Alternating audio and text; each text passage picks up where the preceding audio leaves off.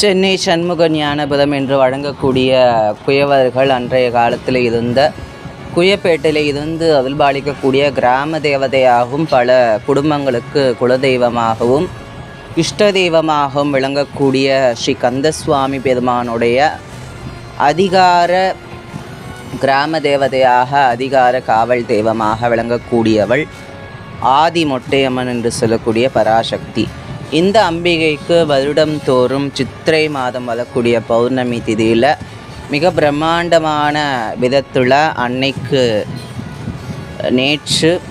அம்பாளுக்கு பூங்கரகம் அப்படின்றது ரொம்ப அழகாக நேர்த்தியாக செய்து ஊர் ஃபுல்லாக எடுத்து வரப்படும். அதுக்கு அடுத்த நாள் சித்ரா பௌர்ணமி அன்று இரவு மின் விளக்குகளால் அலங்கரிக்கப்பட்ட நூதன அழகான தேரில் அம்பிகை பராசக்தி பரந்த முகத்தோட பரம கருணாகரியாக இருக்கக்கூடிய தேவி செவ்வண்ணத்தில் உடம்பெல்லாம் வர்ணத்தை பூசிக்கொண்டு வெண்பட்டு உடுத்தி கொண்டு அழகான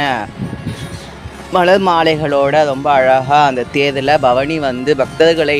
கண்டு அவர்களுக்கு அருளாசி புரியக்கூடிய அந்த வைபவமும், அடுத்த நாள் சித்ரா பௌர்ணமிக்கு மறுநாள் பந்தலில் அமர்ந்து அம்பிகை பக்தர்கள் அனைவருக்கும் அவர்கள் வேண்டக்கூடிய அனைத்து வளங்களையும் தரக்கூடிய பராசக்தியாக இருந்து அருள் புரியக்கூடிய வைபவம் நடைபெற்றது குருகுகாசம்.